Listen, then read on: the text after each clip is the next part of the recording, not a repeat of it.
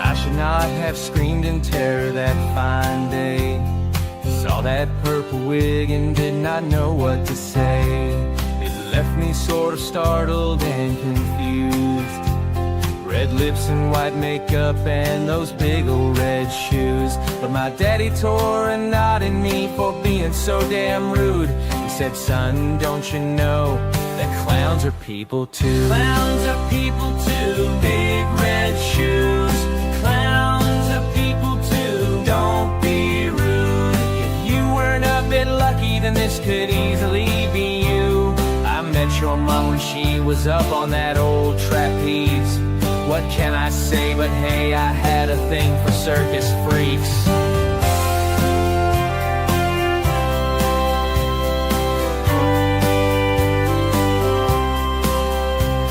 I started watching Bozo and warmed to the movie It. Killer Clowns from Outer Space to me was a big hit. Some people like McDonald's because of Mayor McCheese, but Ronald is my homeboy now, and Krusty and Pinky. Clowns are people too, big red shoes. Clowns are people too, don't be rude. If you weren't a bit lucky, then this could easily be you. I met your mom when she was up on that old trapeze. What can I say, but hey, I had a thing for circus freaks. Clowns are people too. Clowns are people too. Now I own some tiny horns and got me those red shoes. I don't know much, but know one thing that's true. If you don't know anything, just know that clowns are people too. Welcome to Inside the Gamecocks, the show, part of the Chief Sports Network. Mad Dog's upstate raised and reared up near the tater patch. He flirted with that upstate team, now bleeds garnet and black. It's been almost 2 decades since JC started Big Spur. He may live outside of Chicago, but he's all Spartanburg. It's the show, the Gamecock Show. ITG, Phil and JC, it's the show.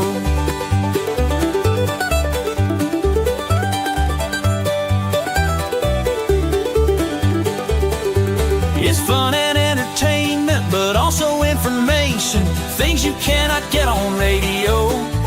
It's the show. Gather around, all you Gamecocks, it's the show. The show. Let's go. JC and Mad Dog Mully on the Gamecock Show.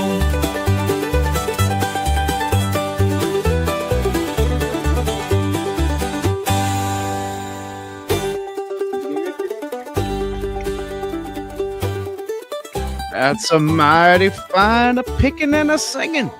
It is Inside the Gamecocks, the show on a Friday. JC Shurburtt over there. Phil Mad Dog Mullinax over here. We are ready to get things kicked off. We got an interesting show. Got the show notes here from JC, what he wants to talk about. We got some roster turnover stuff. We'll talk about a little bit of big picture Power 4 and NCAA. Can the Gamecocks keep that bluegrass magic rolling? The bluegrass magic. All of your interactions from the Nana's Porch chat box. I got the pimento cheese link from Nana's Porch pimento cheese. Free shipping on that, by the way, embedded in the description here. Don't forget to click that and get you some of the world's best pimento cheese shipped to your door at no extra charge to get it to your door. But JC, heard you talking about Sterling Sharp. Congratulations, obviously. Well deserved, well overdue. Yeah. For him to be able to get recognized by his peers, essentially, and be inducted into the Hall of Fame as the first former Gamecock to have done so. First, and I think we're going to see this start to be a trend here. I'm pretty confident in saying Sharp will not be the last. No, I don't think so. Who's next? Gilmore. Somebody mentioned John Abraham. Certainly had a great NFL career. Melvin Ingram is kind of a sleeper. Melvin's I like really, Ingram. Really good in the NFL. A lot of people forget about him because he was during the Clowney era, but Melvin Ingram, damn good football player. So, I said a lot about that on Coffee this morning and also on the morning show. So, congrats to Sterling, and we'll move on to other topics. But it's certainly a big deal for the athletics program, and the Hall of Fame in football is special. One day I'm going to go there. It's in Canton, Ohio. It's about a 6-hour drive from where I'm currently at. So maybe I'll get over there. I thought about getting over there, Phil, to see the preseason game between the Bears and the Texans this year. And I'm glad I didn't go because they didn't play Caleb Williams or anybody. Right? My stepson loves Roma Dunze, and they didn't play anybody. So I'm like, why even have a preseason game if you're just going to play your second team and make us suffer through that? I mean, can you imagine anything worse than watching the Chicago Bears reserves play football? Oh, I mean, I turned it on. I mean, you have to be hardcore. And I'd watch the Gamecocks play like their second team play because and I guess hardcore Bears fans would watch it, but I mean, I turned it on to see the new kickoff rules and basically rolled over and went to sleep. Well, that was probably the most interesting part of that game.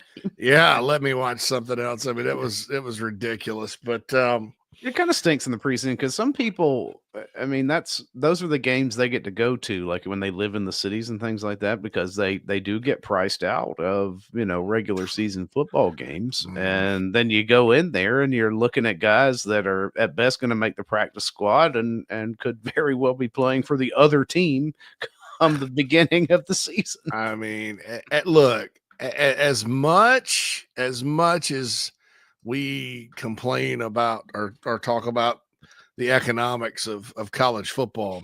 Oh, goodness. And by the way, Mike Morgan on JC and Morgan this week, he has some friends that are Ohio State fans, spent $18,000.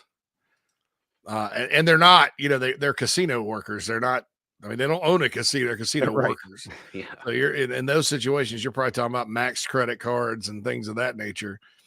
But they went to all the games. I mean, imagine that the home game against Tennessee, prices were up. Tennessee fans drove up the price. And then you got to go to Pasadena, California. And then you got to go to Dallas. And then you got to go to Atlanta. Now, the Dallas and Atlanta hotels wouldn't kill you. And they stayed far away from the Rose Bowl, like in Rancho Cucamonga, California. And they drove to Dallas and drove to Atlanta from Ohio, Northern Kentucky, I guess. But the game tickets are through the roof. And I think that's what's going to start being a problem is you're going to run into a situation, Phil, with the playoff where the game tickets and going to like 3 different neutral sites is just going to be a non-starter. This is the first time Ohio State's played in the national championship game in 10 years. Right. So they were probably like, yeah, let's go, let's roll, especially after they destroyed Tennessee and Oregon. I mean, I think that bandwagon started filling up. But you start getting a situation like Alabama. I was at the 2017, it was the national championship game for the 2017 season. It was 2018. It was when Tua threw that pass. I talk about this game all the time because it's the best game I've ever seen in person, probably. Not non-South Carolina. South Carolina's in its own category. Gamecocks are in their own category. Right. Watching just a game, that's the best game I've ever seen. The second best was also between Georgia and Bama in the 2012 SEC championship game. Yeah. Tremendous game at the old Georgia Dome. But, so and you watched, and yeah, it was 70% Georgia. And yeah, Atlanta's in the state of Georgia, but Atlanta's just as far from some points where dog fans are as Tuscaloosa is. Now, so what happened was, and it was about 73-27. Alabama's section was not. I mean, it was small. And what happens is people make economic decisions because, if you're in Atlanta, you just have to pay for tickets, not hotels. But if you come from Tuscaloosa, maybe at a hotel, it was certainly a late night that night. And I noticed that their fans, whereas they couldn't get tickets to the Rose Bowl after the 09 season against Texas when they won it for the first time in 17 years, their the crowd started getting smaller and smaller and smaller. Right. Mm-hmm. Even out against Clemson, in California, I mean, I was surprised that they had roughly just a little bit less than Clemson fans. And that's because they go every year and they just straight up, you can't spend that much money every single season.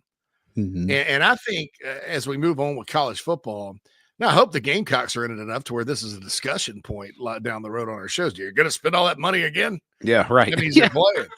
But thank God, But I think the bowls are, and I don't want to say they're greedy, but man, ticket prices for these things are stupid. Oh, I know. I mean, they've gone way up.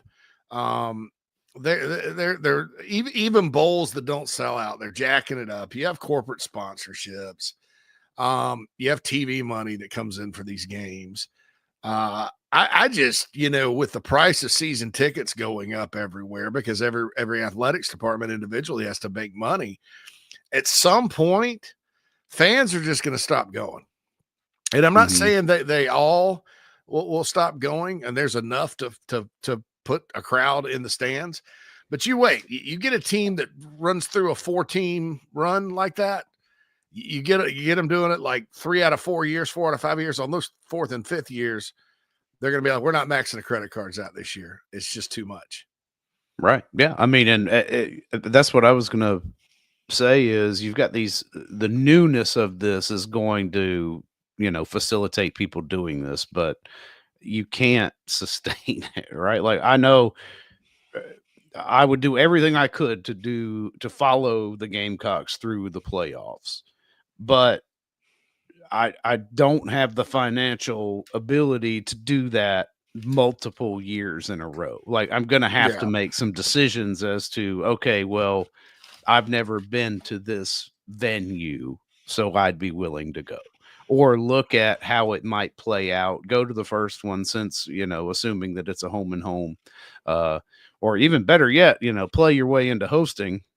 Then that would be pretty good. But I could only imagine how much the tickets would cost to go to a home game. Well, and then they pulled that snacky with only 3,500 visiting tickets. And what that does, Phil, that forces all the Tennessee people or, maybe the dorks on the playoff committee thought about this. But SMU, that's a small fan base. I mean, every SMU fan that exists is probably trying to get it, but it's nothing like a Texas demand. Clemson took a good crowd out to Austin, Texas to see the Longhorns, obviously. But, you sort of look at it and Clemson, although from 2015 to 2020, Clemson was annually in the playoff. And to their credit, they always showed up. But you're talking 2 games. You're talking, and some Clemson fans I know chose one or the other. They're like, well, I'm not going to go to the Fiesta Bowl this year, but if we win, I'm rolling down to Tampa or whatever, whatever the situation, or I'm going out to Cali or whatever the situation was. And so Clemson fans, it wasn't new. It was the it was the 12-team playoff first year of 12-team, but it's not a new thing for Clemson to play a playoff game. No. Right. Whereas if it were the Gamecocks, I think it would have been like, we'd have been like General Santa Anna and invading the Longhorn State. All of us trying to get tickets.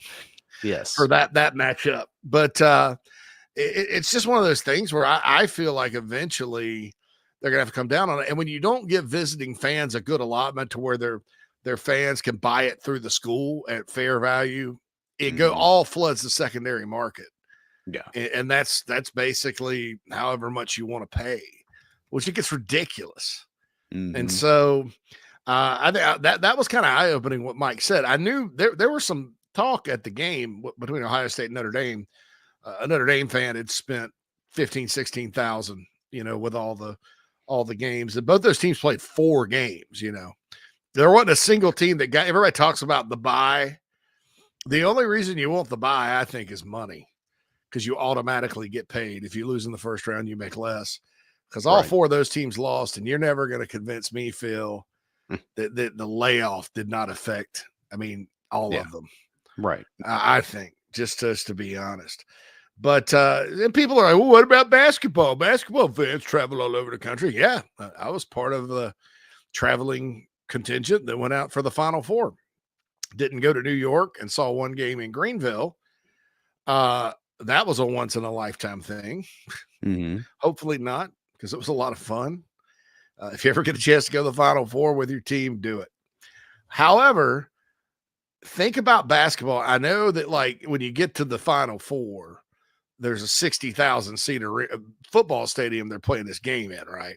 Right. So it's very much a football style crowd. I think Carolina brought 12 to 15,000 out there. It was an unbelievable crowd. Gonzaga brought an unbelievable crowd. North Carolina travels, you can always tell when they're in the stands because of the blue. And Oregon kind of brought up the rear. And I think that's because their football fans have to travel. But that's one arena now. But you're talking about these first and second round games, the Sweet 16 games, and Elite 8 games. They're in smaller. Those arenas don't seat but 20,000 max. Yeah. So you're only talking about a good basketball, 5,000 people. 5,000 people in a football stadium is the corner of the end zone. Right. Yeah. It's not noticeable. They're not that loud, and so I think, you wait. And I hope they do, dang it. I hope they do. I think there's too much bureaucracy with the playoff right now, with these people that run the college football playoff, the same organization that ran the BCS, with the school presidents and their selection. I think it's a lot. There's a lot of mouths feeding off that thing, in my opinion. I don't know that you couldn't get by with number one, an organization that uses more common sense, and number two, tell the bowls to go be bowls. Or if they want a piece of the action, let them be the quarterfinals every year. And, right. And if you're going to play the quarters on New Year's Day or whatever you decide to play on New Year's, let that be the fun bowl day. And then let the semis and the finals are already kind of independently bid on. Let the semis, finals, first round be campus sites, and then find another agreeable neutral site. Because the bowls are. I don't see why we have to pay them. Why they have to get paid. In other words, no. I don't see why the Peach Bowl has to get paid out of this playoff thing, or the Cotton Bowl, or the freaking Rose Bowl, or any of it. I just don't see why that money could be better spent elsewhere, in my opinion. And maybe use it to, I don't know, lower ticket prices. Because yet again, I'll say, if it's not for the fans, there is no value in college football, people. These people talking about the players all you want, getting paid. What are they going to do? Play in front of nobody's watching, nobody's tuning in, nobody's in the stands. That means nobody's coming to play for you. Nobody's coming. So, yeah. So and I guarantee you, if they create a minor league of football, they won't be able to fill up a high school stadium. No. It takes too much time to brand it, and it's just there's just not the appetite for it, I don't think. And it'll be a cold day and where before any kind of NFL minor league system shuts down college football. These brands have been around for over a century. Yeah. right? Since the game was incepted. Yeah, and it ain't necessarily about, well, we have a bunch of 3 stars or 5 stars on our team or whatever you did in high school. It's about how good are you now? Can you beat my rival and the teams I want to kick the crap out of every year? Yeah. They don't care. Play with leather helmets for all anybody cares. Just to have that Block C or the Tiger Paw or whatever. Nobody talks about that part, the power of the brand and how the brand, because it endemically has a lot of interest because it's been that way for hundreds of years. Nobody talks about that and how that actually helps along with all the training and everything else. The players that get to the pros, be ready for the pros, have the exposure to cash in on their name, image, and likeness and all that. I mean, do you honestly think if you took college football away, that some hotshot recruit is going to get the true NIL money that everybody thinks? No, they get the NIL money because they play for blah, blah, blah university and everybody likes you, blah, blah, blah university. I mean, right. I don't, it's kind of set me off when the state of Georgia starts talking about cutting state income tax on NIL dollars. And I'm like, what? No. Georgia, they're not like their border states, Tennessee or Florida. It's not as cheap to live in Georgia as it is in South Carolina. They have really ridiculous car laws when you bring a car into Georgia and try to transfer it. I mean, it's not, of all the places I've lived, besides, of course, Illinois, where they're robbing everybody blind. But as far as like a southern state goes that has growth, I mean, it kind of sucks. And if I'm a resident of Georgia and you're fleecing me with state income tax and all this car tax and everything else, and even if I'm a Georgia fan, I'm going to be like, listen, I'm sorry. No. No, right. Yeah. No. I have to pay income tax while barely scrape by, but these guys get, free room and board, free tuition to a state university that I would have to pay for if I were going to go. Yeah. And then you want to give them a tax incentive? No, outside income. Yeah. On top of that. I mean, ridiculous. I'm like, how is that even fair? I mean, and the dollar amounts of these deals are, ridiculous. They're fortunate they don't have to pay taxes on what's given to them anyway. I mean, it's, the system is already giving you a benefit, is what I'm saying. The NIL, you do. I mean, they're independent contractors and they get 1099 and they have to pay taxes. But I don't know that. I about crapped my britches with that. And I have to read into it and see if they're including revenue share in that, because that's where the bulk of this money is going to start to come from if everything stays settled. And I don't know that it will, because there's a lot of litigation happy lawyers out there, Phil, everywhere. Yes, there sure I think it is time for what we call tort reform. Yeah, it might be in our country. Good tort reform. Tort reform.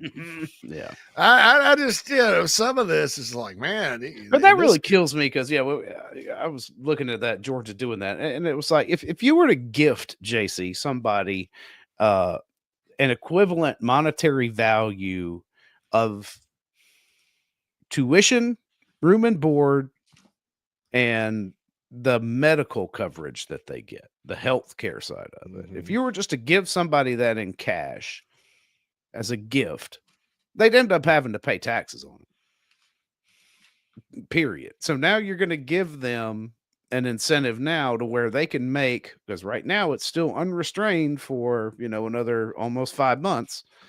You could pay somebody millions of dollars and they wouldn't have to owe a dime on it in state taxes, which is just absolutely ridiculous. But, and that speaks to the greater thing that, the states are going to try to find a competitive advantage that they can give their state supported universities over other states. Think about how far ahead that would put a Georgia program, not that it already isn't, but ahead of some other university in a state like, Illinois, where you're already paying out the ass for everything. Yeah. Cost of living, notwithstanding, it's just they're as much as I hate to say that, we might need Washington to kind of step in here and level the playing field for everyone, something's got to be done. But that's what you get with a weak and feckless, governing body like the NCAA, who could have got out ahead of this and chose not to, and just kicked the can down the road and created this entire situation that we sit in when it regards to NIL and transfer portal. Yeah, it's crazy. It's Georgia. Okay, so state income tax in Georgia, 5.1 between 1% and 5.57, depending on your tax bracket. So the high end of it, which is where these guys would be, it's actually higher than Illinois. Illinois property tax is what really kills you. Yeah. It's like ridiculous. But Illinois in the state, and they're trying to get it changed as quick as possible. The state constitution says it's a flat 4.95% in Illinois. So Georgia's higher than Louisiana, obviously Tennessee and Florida. They're actually higher. They're higher than Mississippi, which is 5%. North Carolina, they're higher than North Carolina on the high end. They not now South Carolina at 6.5 on the high end is higher than 5.5. But a lot of South Carolina 0, and South Carolina's property tax is, circling the drain. It's very low, very low property tax.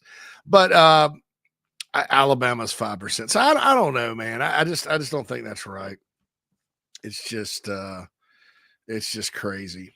So I'm not in favor of that. And you're right.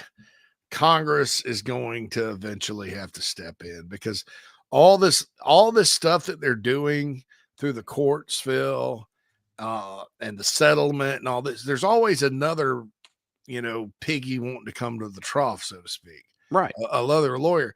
I mean, this crap with like the Michigan football players, former players suing the Big Ten Network because they profited off their highlight reel.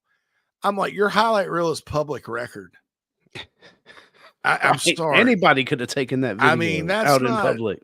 That's a public. It's your, And what I would do, I would say, well, okay, we're just not going to use it anymore. Right. Let your star, you can go and, we'll let all y'all go put it on YouTube and make money off of that. Although we paid for the production of it, shot it, own the rights to it, all that good stuff. I just don't, all this stuff's getting out of control. And all it takes, because in our country, Congress makes the laws. I don't know if any of you young folks realize that, because they don't make very many laws. Yes. And when they do, it's like, it's the craziest thing, man. It's like when they do pass something, it's like 5,000 pages of like gobbledygook, and you don't. I mean, I'm like that. I'm trying to trust management. They're like big trust fund managers up there now. All they do is shovel money in different directions. It's like we're not really doing anything except moving dollars that don't exist into different. It's places. like there's a mental, like there's something wrong with them mentally. Like it's like, okay, so you need to sign this bill because it's your job to make the laws. And then they just like spit out this. It's like a dysfunctional computer. I need a law about the speed limit. Yeah, it's in there somewhere. Yeah, that's right. The llama has spoken in the Nana Sports chat box. Welcome in. I was on an ESPN Top 10 replay in the background. Give me my money. Give me my money. Hey, don't mess with the llama, man. Spit in your damn eye. That's right. Yeah, that's right. Watch out, they spit. A llama spit at my dad one time. On the same Busch Gardens trip, the monkey stole his sunglasses. I always wonder, because we went to Busch Gardens like once when I was a kid. We were at Disney and we decided, hey, let's go to Tampa, go to Busch Gardens, do something different, right? And I also wondered, like, Dad was in an awful mood on the way home, or on the way back to Orlando, going down I-4. And I was like, it was one of those things where Dad was so mad the whole car was quiet, right? Right. Rubber. You talk about rubber. My dad was kind of like Congress. You never knew what was going to come out of his mouth when he got this. It's something crazy. But rubber, And but looking back, my mom finally did. Like, not only did the monkey, because there's a big sign, "Don't put your sunglasses and tease the monkey," and he was, just daredevil. Hey, monkey! Blah, blah, blah. Yeah, that's right. Oh, my Ray-Bans. Monkey's up there pulling them apart, and then a llama spits on him. Add insult to injury. Because he didn't learn his lesson in the monkey cage. Right. Yeah. So now we're going to go antagonize the damn llama. And so, anyway, don't mess with the llama. At ESPN. All right, we didn't reach our first topic. See, I do send the show topics to Phil, but they're more of a suggestion, like a menu, if you will. Sometimes you sit down and you think you're going to get the pork chops, but you end up getting the sirloin, right? You never know. And a baked potato. And that'll be $40. $40. All right, Inside the Gamecocks The Show, sponsored by Palm Casual. I heard Jamie Bradford talk about getting splinters in his butt and stuff the other day. If you don't go to Palm Casual, chances are you're going to get your splinters in your butt. But seriously, Mike Morgan, Jamie, everybody else has bought from Palm Casual. I encourage all you to do the same. I know when we move back, that's where we're going to go to get awesome outdoor furniture, because it will be in our interest to have a place to sit down outdoors, because it's not freezing cold in South Carolina all the time. It should be so. And I hear from Cam Johnson and I think he's being sarcastic. Beautiful Friday. Is it a beautiful Friday in South Carolina? It actually is a nice, beautiful Friday here in South It is? Carolina. Okay. Yes, yeah, but pushing 80 again today. That's the deal there. But yeah, check out Palm Casual, a proud sponsor of Inside the Gamecocks, Inside the Gamecocks Show, and all that we do here at Chief Sports. We'll be back after these messages on a Friday edition of the show. We got started in 1979. Because we're a manufacturer, we're able to control our costs. That's why we like to manufacture as much of the product as we can, because in our factory stores we can offer a competitive edge over other people around the country. When people come into one of our Palm Casuals, it's like they're buying their car at Detroit. They're going right to the factory and buying their car. 30-day money-back guarantee. That's a big deal with us. I mean, we give 30 days to do anything. I mean, return it, change it, get a different color, get your money back. When you pull into a store and it says Palm Casual, you know you're at a factory store.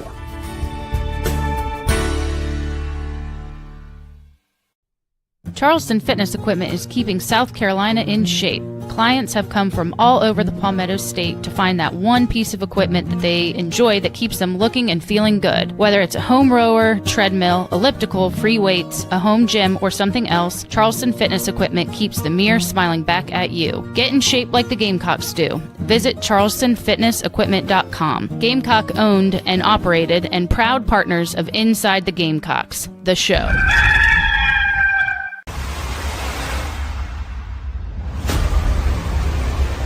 What Right to Bear is we're an association of members across the entire country, and what we offer is we offer legal defense in the event of a self-defense case. Nice. So it's not insurance. So we offer an attorney in the event that one of our members might have some type of an accident. ProtectWithBear.com. We've got all of our social media accounts on the bottom of our website. We've got blogs, articles, detailed description of all of the coverages in depth, and we'd love to have you come check us out and ultimately get the protection you need.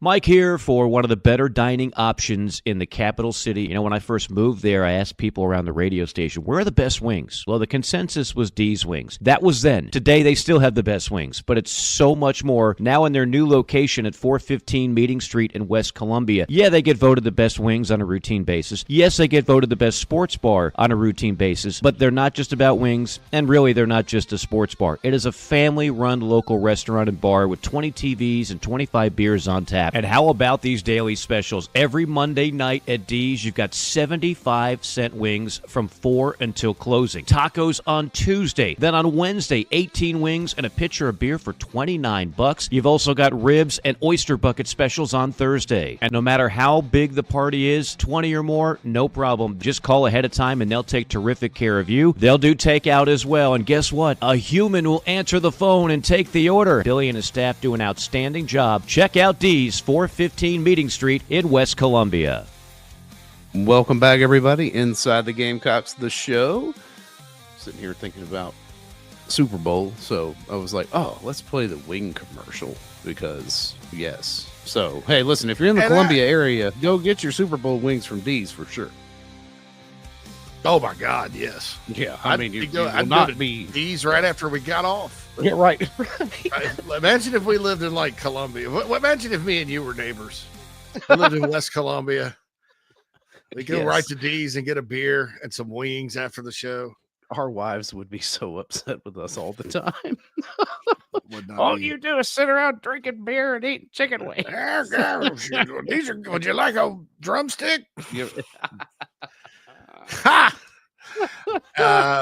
Yeah, for those that don't know, I kind of randomly pick a sponsor to talk about, like before we go to break, and sure enough, I talk about Palm Casual this time, and we go right into the Palm Casual commercial. You know, I've often like wondered, is that the best way to do it? I like it though. It's like it's some continuity. It's like, hey, go get you some, top quality furniture, from the manufacturer. But if you get, I like to give our sponsors their money's worth, right? So, and I can talk a little bit. So if I go extra long and then you play a commercial, I guess maybe if you're listening, it's like, oh, well, that's what that is. Because I certainly would have left out important details. But anyway, we love Palm Casual here. We also love Nana's Porch pimento cheese.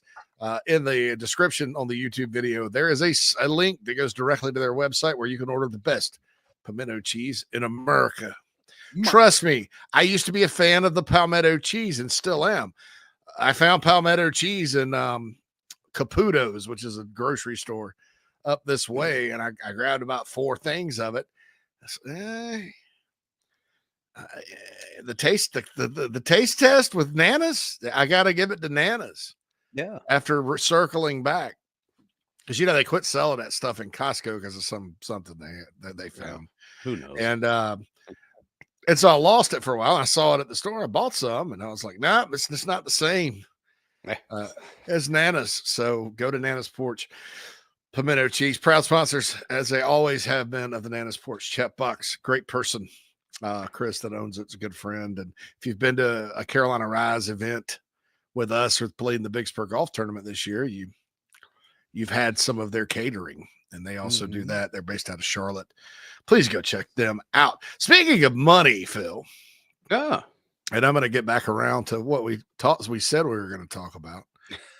This is like a Joan Rivers stand-up comedy sometimes. It actually, so I get what's the show? It's not Say Yes to the Dress. It was the Fashion Police. Remember on yes, when she had it with her daughter, right? Yeah. This other guy, and she was like, "Oh well, goodness gracious!" And so my wife at the time was a big fan of that show, and it was one I could tolerate. I thought there were some funny moments. And Ozzy Osbourne's little Kelly Osbourne was on it too. Yeah. Oh yeah. Right. Kelly Osbourne.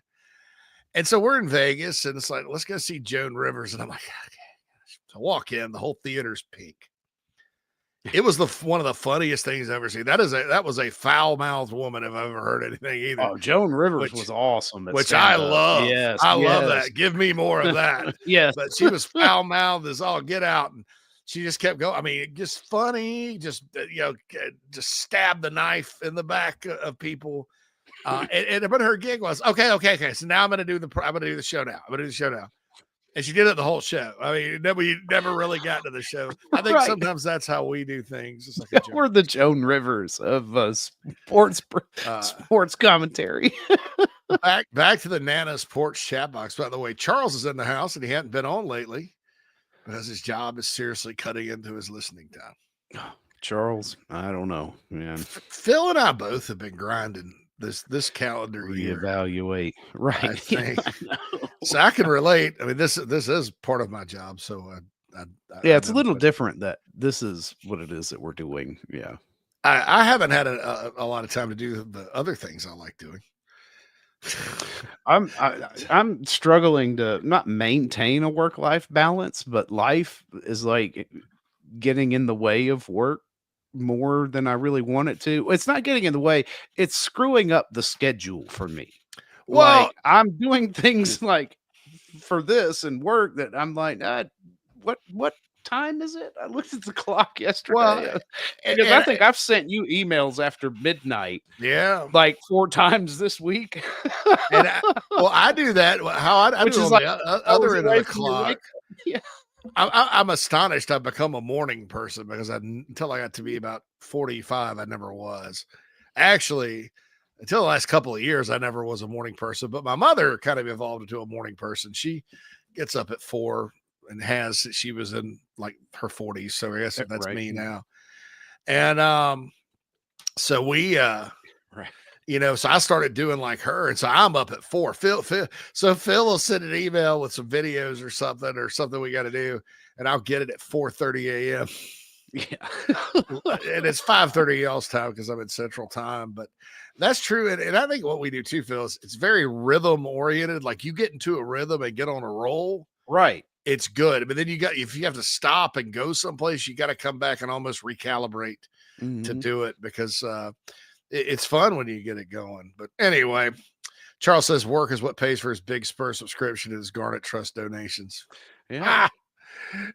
So I love hey, look, shout out to all the working folk out there. Hey, I mean, don't think that we aren't honored that you that something like that means a lot. Haven't been on lately because my job's cutting into my listening time.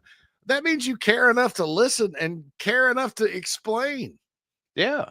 Obviously, we're not mad at you for not being here, but we do notice when people, aren't in there, right? That's if the you're other gone thing. too long, we'll send out a search party. Right? Somebody hit up the morning show earlier this week. I was like, oh man, I'm really glad to see them there. Like, I haven't heard from you in a while, man. Good to see you're all right. Yeah. Back to the Nana's Porch track box, chat box.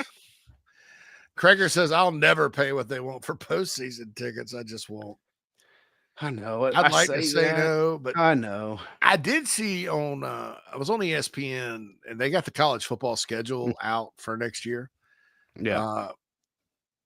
A lot of TBAs with TV times and kickoff times that first weekend, but some are scheduled. So I'm still mad that they put Miami and Notre Dame on that night. Yeah. For years, we've had only one Sunday night that was big. It makes no sense. And I'm like, you're a bunch of poo-poo heads. It's because they want to go Monday night. The ACC normally has Monday night, right? And that's ACC. But now they want Monday night to go to Chapel Hill and see Belichick with TCU. So that's why they're doing that. I think it's a load of donkey poo. But anyway, I don't really care if they have a night game because I'm going to be in Atlanta, Phil, and so will you. That's right. Yeah. We will have many beers afterwards. Really matter, right? We will have many beers after the Gamecocks play. That's right. But anyway, back. So Kreger says that for postseason, it just depends.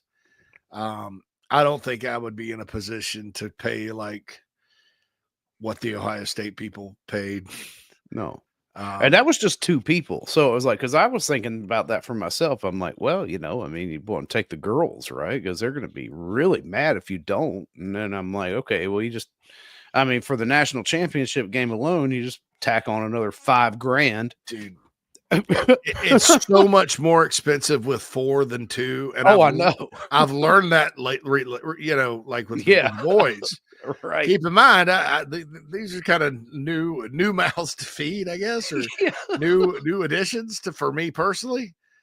And so now it's like, you go out to eat and, normally if it's me and Nat or whatever, it's so-and-so, but it's double. And then when you have boys that are teenagers that eat lots, you have to kind of strategically plan it. Like, okay, Golden Corral. Now, actually, I think we are supposed to go to Golden Corral tomorrow with Nat's dad. But or like the all-you-can-eat sushi places, which are expensive. I mean, it's $30 a head, but hell, they get full and they don't order a double entree, bro. Right. The double entree, like on DoorDash, will kill you. Oh, it's awful. If it's breakfast too, it's like I'll have a club sandwich and fries, and also the stack of pancakes, and then a milkshake, which is $7. Anyway, so yeah, Phil's right. The more, the less merrier. The more you're on a budget. Yeah, that's right. The harder it is to make it happen. So, yeah, our man Cam is in. He had the weather report from earlier in the Nana Sports Chat box. Says great coffee show yesterday, JC. Like what you said. When he said when it comes to Xavion Hardy starting and how that will be a good sign potentially. Yeah. Because and hear me out on this, because that means he would have leapt over Goodwine and Barrett, who we know that at a bare minimum, unless they get worse, and as we've seen in some sports, players can get worse. It can happen. It has happened. It has happened. It can happen. But I think that it with minimal improvement by Barrett and Goodwine staying where he's at, you know that if Hardy's starting or if Brownlow Dindy's starting, they at least they're better. They're past that. If they don't start, I don't know that it's a bad sign. You'd have to kind of dig in and see how they are when they play, but I think also, Cam, with JUCOs, they're so hit or miss. Even before there was a portal, they were. You've had junior college players come to Carolina that, like Elijah Davis, who just left and got in the portal, just never could get any traction. A guy like Dante Sawyer a couple of years ago, he was poorly coached the first year when under the old staff, over the Spurs staff, with Deacon Whammy. And then they had to coach him up for 2 years to get it better. Now, he was good by the time he got to be a senior. Same with Marquavius Lewis and Ulrich Jones. All those guys were JUCOs. Javon Kinlaw was a JUCO, and he was pretty good from the start. Yeah. So they need to have they need to have him ready to go. And Cleveland Pickney and Daryl Shropshire back in the day under Holtz were both JUCO D tackles, and both started and played every game, and were good. I think both were drafted. So I think both were drafted. So yeah, it's just one of those things where you hope that Hardy can come in. I know the buzz from workouts has been outstanding. I know he had a good JUCO year, but you just never know. So I think if he's in the 2 deep playing a lot, starting Cam, that's a good start. And if Brownlow Dindy is too, that's a good sign there too. Bruin makes a crack on USAID. Wow. Not gonna go there. Steven says, I don't believe drinking on the job, but these customers are pushing me to the limit. And working with the public will do that, Steven. Sometimes it's fun. You get to interact with people, and sometimes they have funny stories and all of that. But yeah, sometimes it's like bad. Our man Bobby's in the same boat as Chuck work, and his phone dies between this and the JB show. Oh. Yeah, now we're pushing the limits of your batteries now with 4 hours instead of just 3. The SMU AD is stepping down. Interesting. We talked about for the Carolina job, but it ended up being Donati from TCU. I wonder who SMU will hire. That's a pretty good job as far. I mean, it is, and it has to be challenging when you're dealing with no revenue and the boosters are like, we got this, right? Because you're not accountable. You're accountable to those boosters, and those guys may have money, but I can tell you, they probably don't have the best ideas, as far as running your department and what you should do, who you should hire. I don't know if I'd want to be part of that or not. Bill comes in. He's got a hilarious email. Listen to this. Got a hilarious email this week. It was my last chance to buy SEC men's basketball tournament tickets. Better jump on that, Bill. I would. I know that didn't come from the Gamecock Club at the university. No. I would be probably from the SEC itself. Yeah, I was gonna say last chance to get that one game in Nashville, most likely. Yeah, well. Watch them win it all, and then this is on old takes exposed. Oh, let's hope. Kreger says 2 of us can't even eat for less than $100 if we're having drinks. Yeah, man, and that number just a few short years ago used to be 40. Yeah. Crazy. Do y'all have a place up in Chicago like Rio's in Myrtle Beach? Is that an all-you-can-eat sushi place? What is Rio? Yeah, I don't know. Maybe it is. Is it like Foga de Chao? Because we absolutely have a Foga de Chao. It's next to the Big Ten office. It's connected. It's in the same building. It's lovely. Kreger says our Virginia Tech tickets on sale yet. Yeah, how we got off on this tangent on ESPN, they have that link on the scoreboard page. This is tickets as low as. It said tickets are as low as $100, which, truth be told, I may go grab. That might may grab me some. Bad. $100. Bruin says got to get them Chargers. SMU's new president came from Texas. Maybe he'll bring their AD with him. Chris Del Conte. I can't see that, Charles. Texas is like destination job for athletic directors. Texas will be like, oh Lord, because the one thing about the Texas may not have as many billionaires as their boosters. They have several, but they got numbers on SMU. There's way more of them to pass around the hat to. But hey, stranger things have happened. Bill says, unfortunately, it's an email from the Gamecock Athletic Ticket Office. Wow.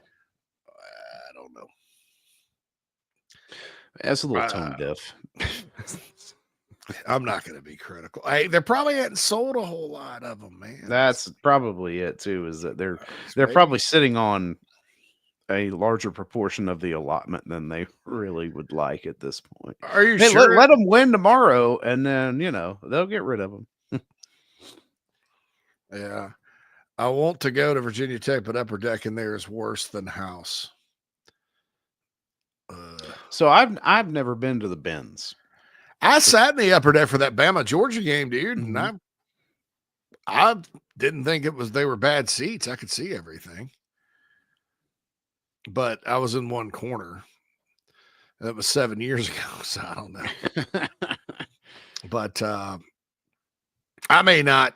I mean, I don't know. I'll see. I was planning on spending more than 100. So, but we'll see. We'll see what happens. Sometimes, as long as I'm close to a concession stand. No, Bobby, don't trust me. And spend all the money. You take the family. Don't trust me. Don't spend money. Hold on. Whoa. Hold on. Maybe I like some seats. I don't know.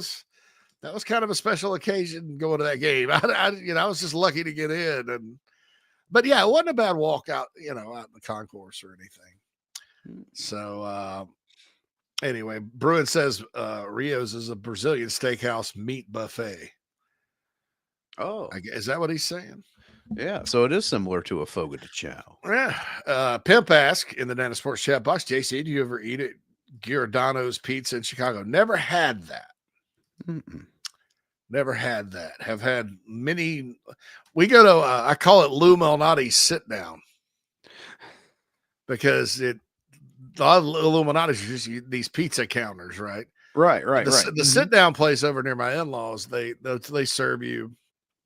They have a great appetizer sampler and with boneless buffalo wings. I usually just get that, and I won't eat but like a slice of the pizza. But we call it Illuminati's sit down. So I eat Illuminati's, but I've not been to Giordano's yet. I need to try it. And then there's like Gino's East. There's all these pizza places here. Yeah. I don't know. Julie chimes in with fancy concourse lounge area is awesome under the lower deck sidelines. So, I was looking, the mezzanine level is what I'm assuming that is. Yeah. And you can get those for about $200 a pop. Woo. So there you go. See what old value. We'll talk off the air about That's this. right. Let's see what old JC can come up with here. Rio's, yeah. Okay, so Rio's is like a Fogo de Chao, same concept. But yes, to answer the original question, we not only have that, but we also have Tejas de Brazil. Oh, we have one of those in Greenville. Is it Over at good? the mall. It's fine. Yeah, all right. Mm-hmm. I mean, I love Fogo de Chao. I think it's really good. First time I ate at a Fogo de Chao, we're out in Vegas with my friend Skipper and some other friends. And we went, and God, it was on time. I think it only cost $100 for the four of us then. Wow. I took my in-laws, and so it was 6 people, $450 for Mother's Day 2 years ago. So I can imagine what the hell it is now. But anyway. Bobby says 4 already done. 401 is now empty, and 401k is now empty, and kids will have to fight for scraps of tuition. Man, you're laying a guilt trip on old JC here today. So anyway, yeah, I love the Brazilian steakhouse, man. Especially like I've gone on like the keto or Atkins diet before, and it's actually the one diet that works for me. And the beauty of it is I can eat 20 chicken wings and stay on my diet, or I could go to Fogo de Chao, and they hate to see me coming when I'm skinny. Normally, like, you would think and all you could eat, a big guy comes in, they don't like it. But for me, it's when I'm thin because they know I've been on a diet. Right. And they know that I'm not going for the mashed potatoes or those bananas that they have, the what do you got? Plantains. Plantains. Yeah. I'm not going for the none of that rice or any of the crap they get you to fill up on from the salad bar. Get the small salad and then meet me.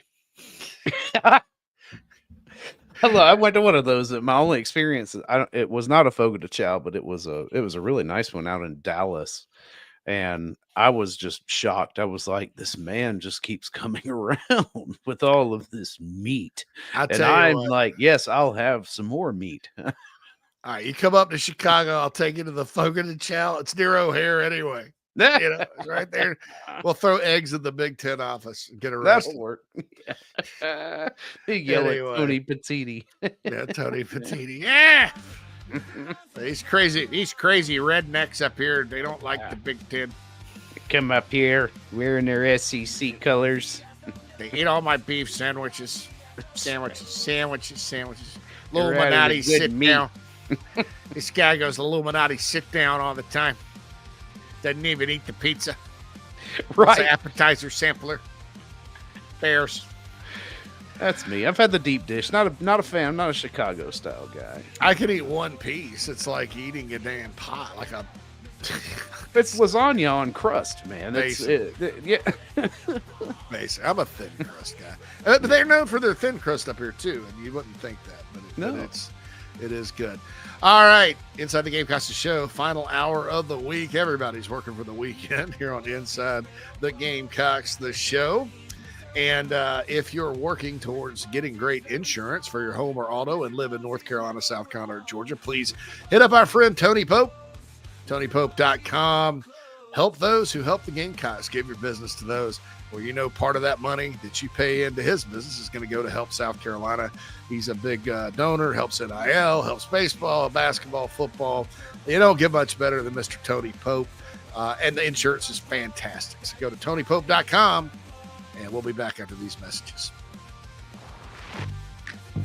The Aventon Adventure 2 takes the same basic design as the original Aventon Adventure, making it an adventure bike designed to take you places that typical roads just don't reach, allowing you to ride whatever terrain you want based on your whims of the day.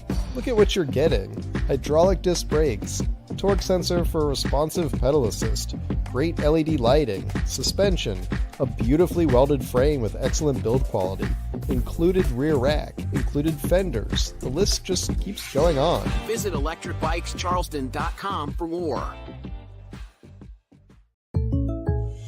When you bundle home and auto, good things can happen. You get a local agent who can help you choose the right coverage for you at a price that's right for you. Call State Farm agent Tony Pope today. Hey Gamecock Nation, my name is Kyle, longtime listener of the show and avid golfer. I wanted to take my game to the next level, but let's face it, golf is a hard game to learn on your own.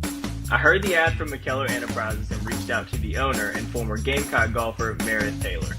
In just 2 months of working with Meredith, I shot my lowest round ever and I've never felt more confident in my golf game.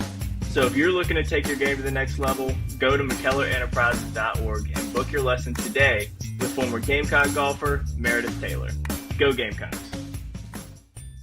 Think about that old ride of yours. The carpools, the road trips, the heavy hauls, date nights, and the dings and the dents and the sticky spills and cracker crumbs, and that smell that really never goes away. Do you really want to start the new year in the same old ride? Or is it time for a fresh start? Now's the time for incredible New Year's savings at Love Chevrolet on the entire lineup of award-winning vehicles. Love has more new Chevys on the lot than any other dealer in the Midlands, in the color, style, features you've been looking for. With New Year's savings and Love's famous low price guarantee, your new ride in 25 will be invigorating, exhilarating, and affordable too. South Carolina's #1 volume Chevy dealer, I-26 at Harbison, and online at lovechevy.com. Together, let's drive. That's the power of love. Love Chevy. When you bundle home and auto, good things can happen. You get a local agent who can help you choose the right coverage for you at a price that's right for you. Call State Farm agent Tony Pope today. Mike here for my good friend Troy Branham of Golden Gate Mortgage. Let's face it, it's been a rough go for mortgage rates the last couple of years. And now more than ever, you need someone on your side to get you the very best possible rate on a new mortgage or a refi. That's where Troy comes in. 27 years of experience working for you. Conventional, FHA, VA, USDA, renovation, rehabilitation loans, all doable with my man Troy Branham of Golden Gate Mortgage. And when I say doable, I mean the best possible rate that's out there. It's a phone call that can literally save you thousands of dollars. 803-238-0111. 803-238-0111. You can also check out the website ggmortgage.com. Welcome back, everybody, inside the Gamecocks The Show. Final hour of the show for the work week. Appreciate y'all being here. Always having a good time interacting with people in the Nana's Porch chat box. Don't forget, check out the link in the YouTube description at Nana Port's Pimento Cheese. You may have had good pimento cheese, but if you have not tried this, it is superior. Not to say the other ones are bad, but this one's better. So you get free shipping on it with the link in the description. Where do we want to head off to here, JC? We got the world is our oyster, and we have everything out on the table right now. I got another promo. Okay. I got another promo. Anyway, yeah, I got to do this. All right, so you guys know I've been kind of all about getting healthier. Yeah, okay, yeah. This preseason or this preseason, this off season football. I mean, it's hard to do it during football, man. But so Mike Morgan. We have a sponsor on JC and Morgan and also on our shows here, Encapsulate. And, you know, I'm not a big supplement guy, right? I don't, there's some people, I'll take this, take that. And people have been talking about these mushrooms that make you healthy. You know, they're like the mushroom extract in the pill or whatever.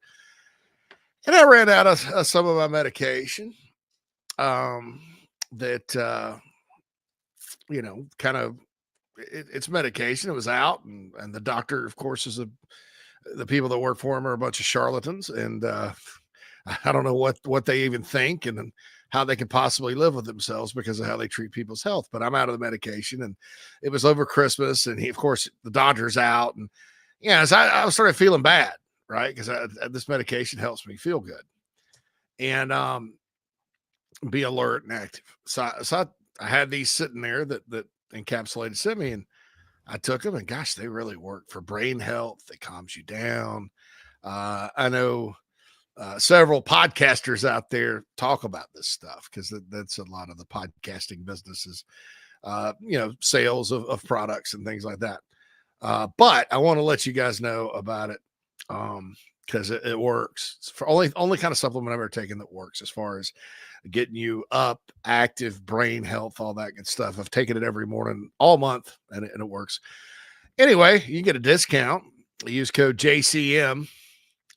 I believe it's JCM, or is it JCM10? Well, I'll hold on. Give me a second. All right, I think it's just JCM, but yeah, use code JCM. Let me check. And go to encapsulateusa.com. Yeah, and I'll throw it Bruin in says, here. did they come out of a cow pasture? And I'll tell you, Who's most to say? mushrooms do, I would think. You gotta be careful about the mushrooms, though. They and if you're allergic to mushrooms, please don't take them. I have an ex-girlfriend that had a mushroom allergy. I didn't even We think went about to that. went to my aunt's wedding, and Shurburtt side didn't really understand. I mean, the Shurburtt side served, chicken with mushroom sauce on it, and I had to take her to the emergency room in the middle of the night after having beers at the wedding. That was fun. So her throat was closing, so please don't take it if that's the case. But encapsulateusa.com, use code JCM, $10 off and free shipping for all orders over 60. All right, I've been selling people enough, Phil. That's right. For the last 10 minutes. So we let's- promise you this is not an infomercial. This is not a 2-hour-long infomercial for Fogo de Chao and mushroom capsules. Fogo de Chao mushroom. D's. We started. We were talking about D's wings. Anyway, hey, look at this. So Auburn. So remember me talking about how Auburn put the kibosh on Bruce Pearl's new practice facility, and said we're not really going to do that. We're just going to do $9 million and put some new stuff in Neville Arena. And we spent $26 million on a football scoreboard. So they now have just approved the next steps in another thing at the football stadium, a multi-use facility. And construction has begun, and the Board of Trustees just approved the next steps for that. Expected to be completed in the coming years. And then they have some details about this video board. It's crazy because in 2017, Phil, they approved $6.3 million for a new video board at Jordan-Hare Stadium. And then they kind of kiboshed it, right? Yeah. All right. Now they spent $26 million 4 times in 8 years. That's crazy. And when will it be done, or is it up yet? I think it'll be the new video board will be up this year. Oh. So the new North End video, 47 feet high, 154 feet wide, wow, 7,238 square feet. The current South End Zone video board will remain the largest one in the country. It will be the 6th largest one, 26 million. The 2 combined video boards will feature the most LED square footage of video board among all SEC schools. Apparently, it's a big deal. Wow. But, Bruce Pearl, we're not buying you. That thought is, it was like, well, he's the number 1 team in the country with what he's got. So what more can we ask? What more can he ask for? What more You needs this video board. That's right. We're ever going to beat Alabama. Mm-hmm. That's right. We need the 6th biggest video board in the country. Amazing. So money kind of facilitates rosters, Phil. And it does. I was looking today, and this is surprising. And folks in the chat box, feel free to chime in if you weren't aware of this. Maybe you were. But roster turnover.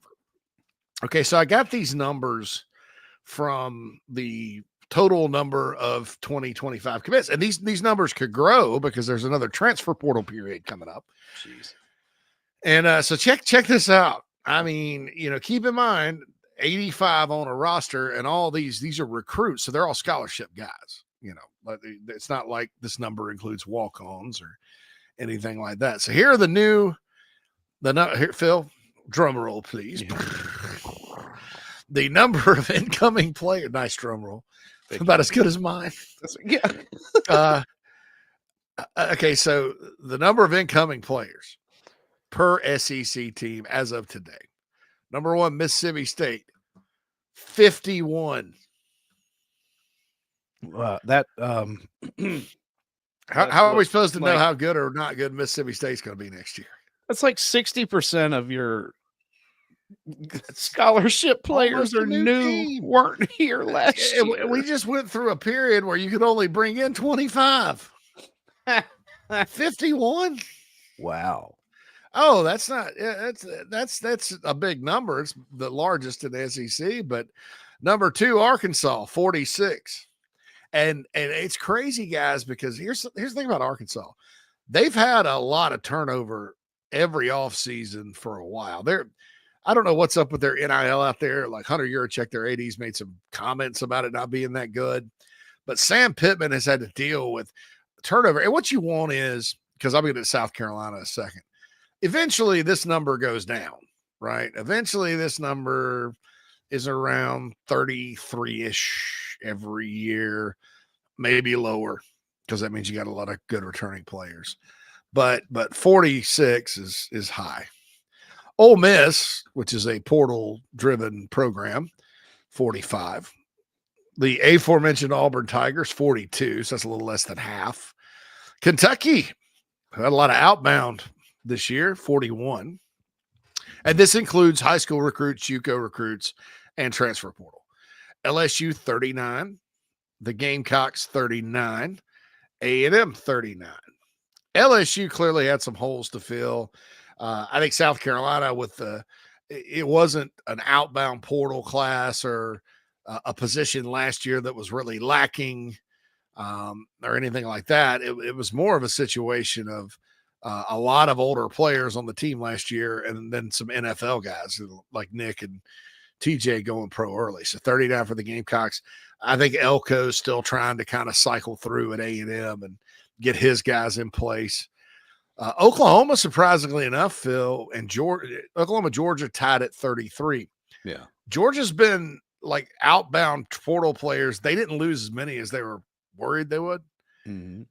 And this is, again, high school recruits too. So 33 new players coming to UGA. Florida with 31.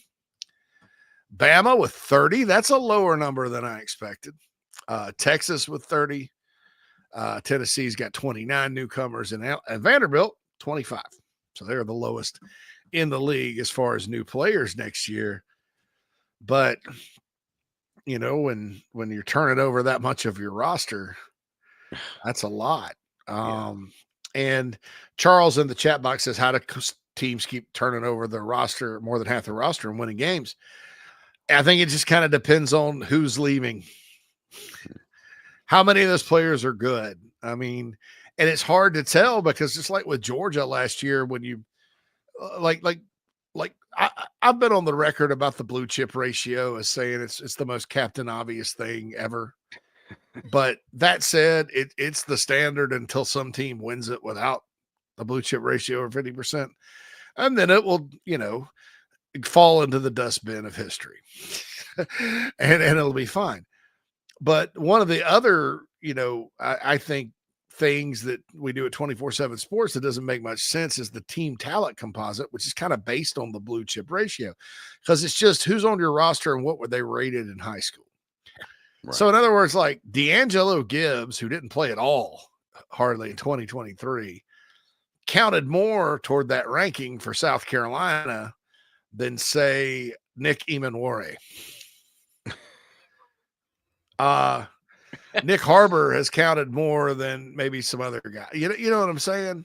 Right. And so that's kind of, but now it's even more worthless because Brock Vandergriff, probably the worst quarterback in the SEC last year. I think if you're saying who, probably safe to say, even over that Van Buren boy out there at Mississippi State. Yeah, Van Buren was he was actually battled and did some good things at times, but now he's at LSU. What's his name? Brock Vandergriff, probably the worst. I would say, can anyone name me a worse quarterback in the SEC last year than Vandergriff? I think Kentucky fans would agree with me on that. Yeah, I mean, he looked like an over entitled, born on third base guy that just collected a check, and they couldn't protect him. Peyton Thorne. Oh, you know what? That might be a strong candidate, Charles. It might be. Thorne. That's interesting. Yeah. because Vandergrift was on a bad team, and DeThorne, I don't know. Yeah, I'm not Krager's sure. like, how about no? But that's funny. But so yeah, Vandergrift. So he counted towards Kentucky's blue chip ratio and their talent composite and all that. And it's obviously things change. And then when you talk about, and I guarantee you some genius writer out there during this offseason is going to write about where a team ranks in the 24/7 Sports team talent composite and hype their roster or talk about how their coach isn't doing a good job, which is unfortunate because you have to understand about that. So there we go with that. And so with this much turnover, Phil, and this many new players coming in, it's going to be a crapshoot. That's why I would encourage everybody out there. South Carolina is going to get a lot of hype this offseason. I don't really like that word hype because it gets real negative. Because sometimes when you say this guy has a chance to be a good player, you're hyping this guy. Hype. It's like that, the Nemo ride at Epcot. Phil. Yeah, that's right. Yeah, hype. And so I don't like that word, but South Carolina's going to get a lot of positive publicity this all season. So Lenora Sellers, a lot of I would just say be careful. I mean, it's good for the program. I think being relevant is something that this program struggles with. I think the whole athletic department does. Even in women's basketball, you can tell the media still, after all that Dawn Staley's done, sort of downplays it, and there's almost an active surprise sometimes when they win. And I'm like, right, yeah, it's the best women's basketball program in the country. Look at the disrespect, even in good years, they get from like D1 baseball and Baseball America. I mean, this year's completely disrespectful. Oh, that was a stupid list entry that we forgot was Baseball America this week, leaving Ethan Petrie off of any of the 3 All-American preseason. They had a first, second, and third team and left him off. And left him off of all 3. Yeah. Oh my God. Big stupid list entry. That's they put them at the can't get much higher than Ward Manuel. He wrote the foreword to the Book of Stupid list, or the Book of Stupid. Well, we've permanently ensconced the college playoff committee and Ward Manuel as holding the naming rights of it right now.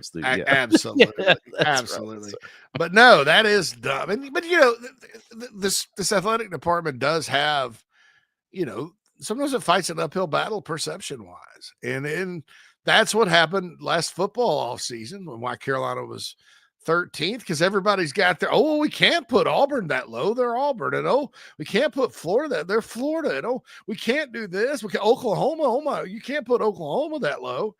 And so you end up just forget, there's South. Let's just throw South Carolina in there. Well, that's and so this good off season of publicity is good, but I've seen it happen. Oh my God. Alexa just came on and talked to me again. This happens from time to time. I said, but. And she's like, I can't help you with that. I'm like, what? My butt?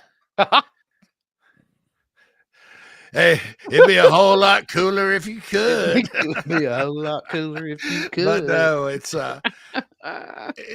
but beware of this. I've seen this happen to Kentucky, Missouri. Who picked Kentucky to go 11-1 last year? Was it Doring? And was that heading into this season? Hold on. I think that was 2 years ago. 2 years ago. Because maybe it was Doring was like super high on Kentucky. I think it was this year. You're right though, because Vandergrift, remember, came with that hype, right? Yes. And so yeah. You might be right. Kentucky to be 11-1 because they had everybody liked their defense a lot. They had pro player. I remember Mike talking about it. Pro players on all 3 levels, and look, that ship sailed a little bit. I think Vanderbilt took their soul away. I think losing to the Gamecocks was like a wake-up call. They came back, almost knocked off Georgia, beat Ole Miss, and then Vandy comes to town and just took the soul out of that team, dude. I mean, it was terrible. But yeah, so that's how you get things like Kentucky's going to go 11-1, which I didn't think was going to happen. That's pretty much it. I was like, at least I hope not, because then you got to hear about how in the world did Kentucky pass South Carolina in the sport of football. But I think you're heading in the other direction. But again, I don't know, because why, Phil? They got 42 new players. Yeah, right. So you can't be shocked, right, if the team just falls flat on its face. I mean, look at Florida State. You go from 13-0 to 2-10. The state of Georgia took their soul away because they got blasted in the Orange Bowl, and then they go all the way to Ireland, and the Georgia Tech Yellow Jackets pull the upset. That's right. Man, I'll never forget too with that game. Who was it that was doing play-by-play? Maybe McElroy or somebody, or no, it was somebody on Twitter, some writer. Florida State goes down and scores that first touchdown of the game, and it looked easy.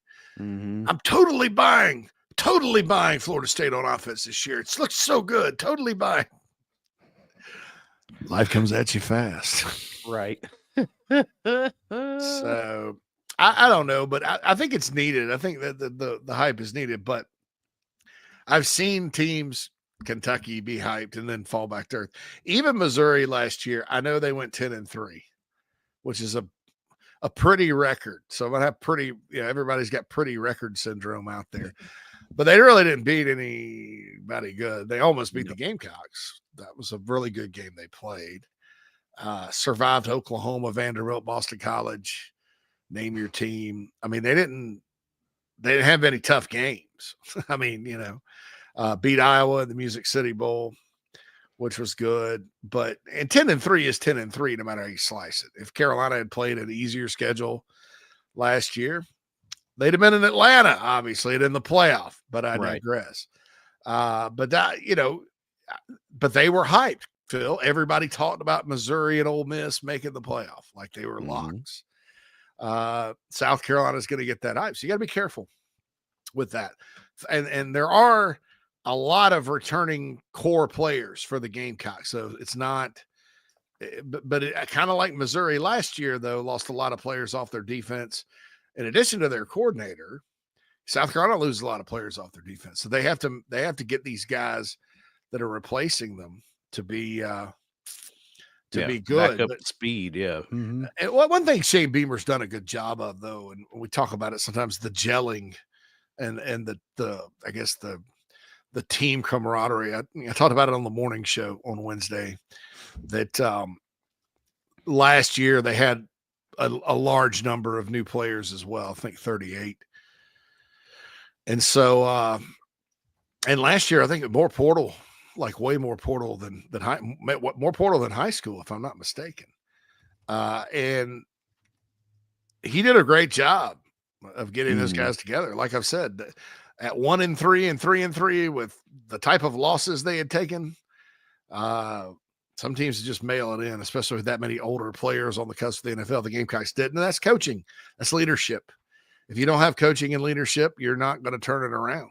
I mean, in this day and age, Luke Day, Derek Moore, those guys in the offseason, this is when it kind of starts, Phil. Mm-hmm. Is that bonding thing. It starts in the spring and goes all summer. And so I trust Beamer to keep this team kind of focused. I do think, though, that sometimes there's not much. I mean, sometimes not much a coach can do, if you have an unexpected deficiency or something. It's not coaching necessarily. It's just, we got a bad group, or we thought these two guys would work out and they suck, or they're not doing what they need to do to be good players. Like the 23 O-line, like you could have never seen that coming, right? Yeah. That situation, it was thin as it was after Jalen Nichols tore his ACL in the spring game.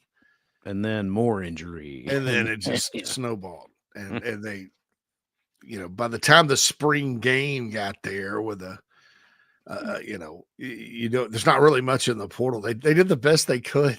Right. Jackson Hughes and Sidney Fugar and those guys. So I mean, they did the best they could. And that was a bad deal, but the idea is for it never to happen again. But I think this, Phil. I think South Carolina probably 39 is probably a little high.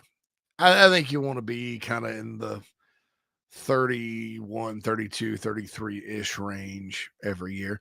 And some years, like this year, there's 26 high school guys coming in, but only 13 from the portal. Last year it was, I think there's more portal guys than high school because it was a small high school class. So, and I think you kind of have to frame, you have to contextualize this to JC in that, South Carolina's got 39 incoming guys that are new, right? But think about how many guys you lost to graduation and the draft, and not just starters bolting for the portal, right? So you're already ahead in that you've got a healthy program within your program of high school recruiting and development. That's one thing that the numbers just don't say unless you start looking. Yeah, and Carolina was pretty good on defense this year, and I think Demetrius Knight solidified it, and Kyle Kennard obviously solidified it, and they were great players. But the other 9 were recruited to South Carolina and developed by South Carolina. Right.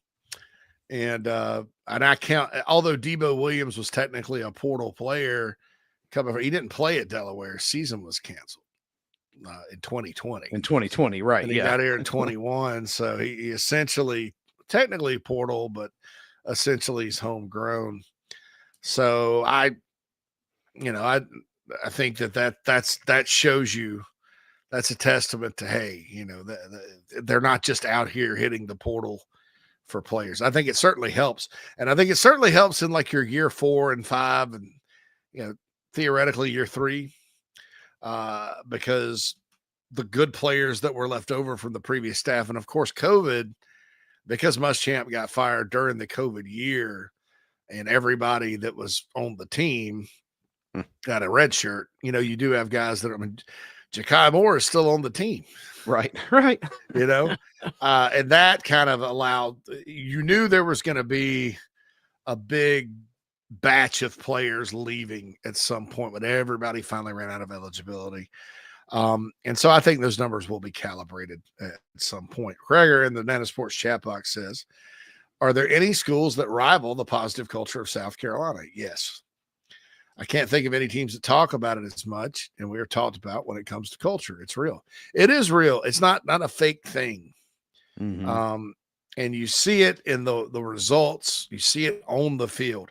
Not saying they always win, not saying they always play smart, not saying that there aren't issues. That's adversity. It's football in the SEC. It's going to hit. But this team, this program has a lot of guys in it that will respond to adversity. They're generally good people. They like being at South Carolina. But yeah, there are others. I think, I'm going to take out, because I don't know if it's a culture. I guess the speed racer thing at Georgia. At Georgia, right? Yeah, a culture thing. Well, I mean, it speaks directly to their character, but it doesn't necessarily speak directly to their work ethic or their football, right? Or their football. Says basketball character, or their football character. Yeah. I was impressed with what Georgia did. Lots of injuries this year.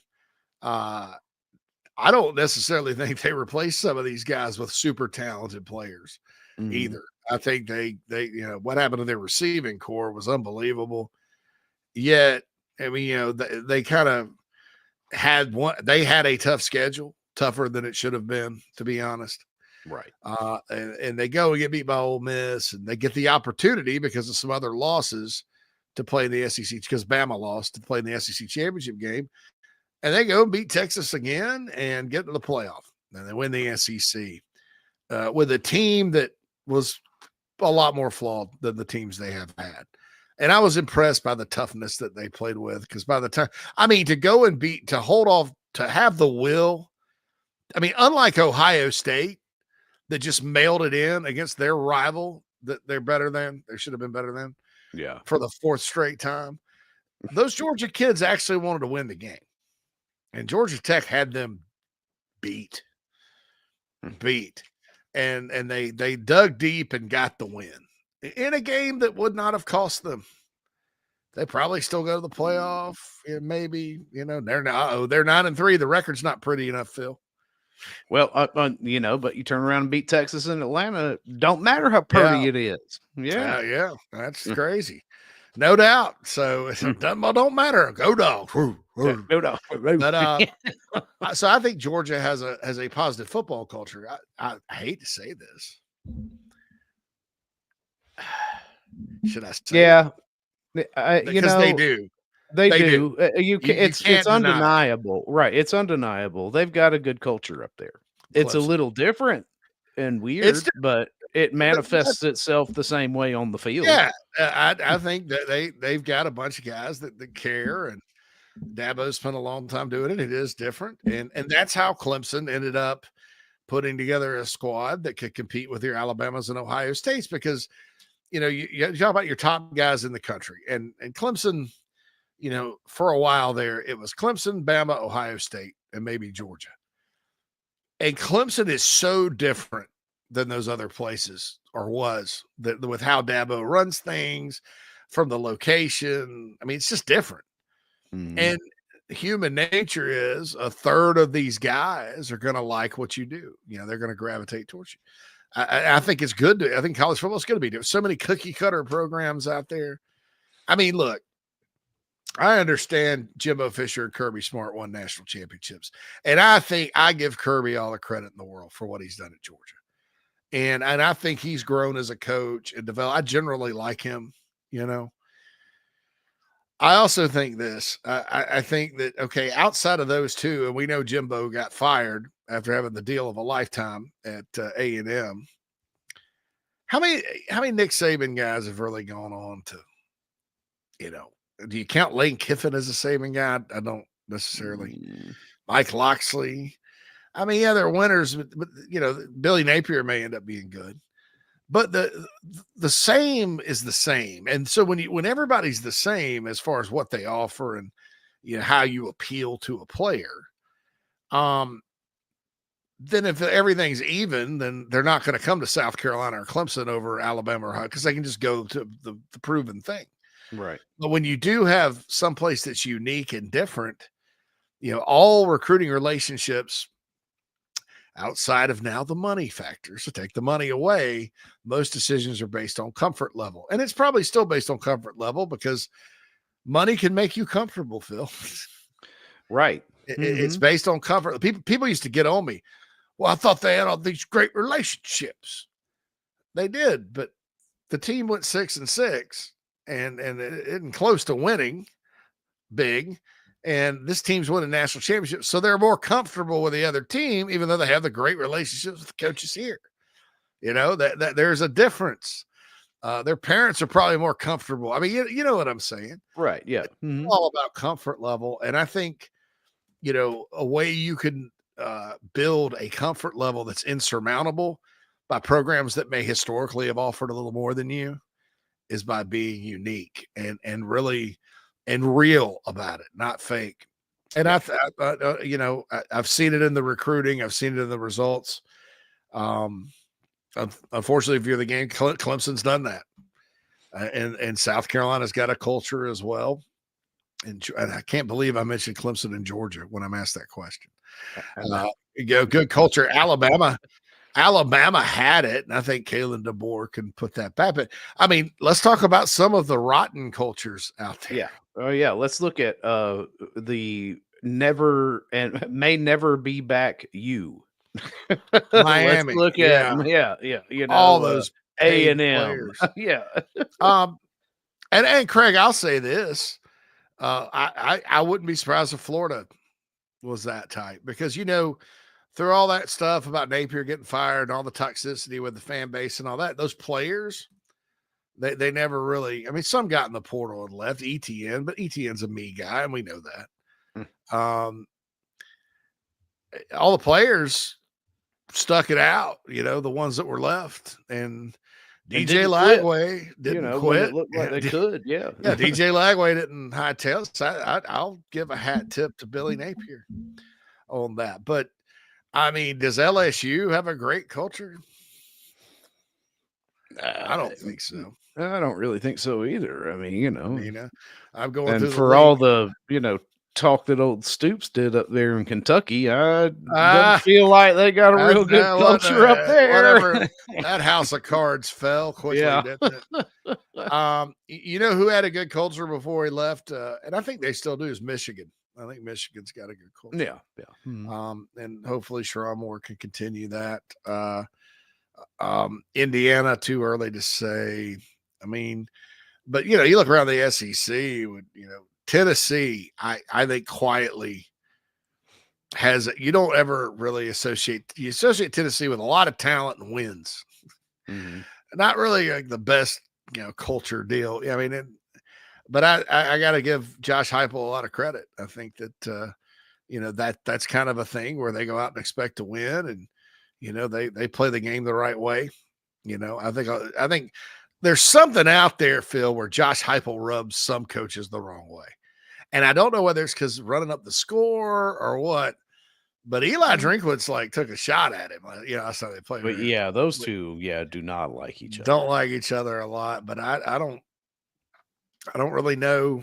I don't know what happened, dude. I'd love to know. Who knows? But so I think that's a great question, Craig. Just kind of thinking, and I'll tell you who had a good culture when we saw it this offseason was Notre Dame. Yeah, under Marcus Freeman. I think that's a school where you can have entitlement creep in really quick because they have to go all over the country and get players, and they do. They get the best of a certain type of guy. Mm-hmm. And you can have enough raw talent to win that way and win big and win the national championship. Frankly, I mean, they can't help it that they ran into Ohio State, but because you're pulling from everywhere, and it's a national group, and it's not a lot that binds them except being at Notre Dame.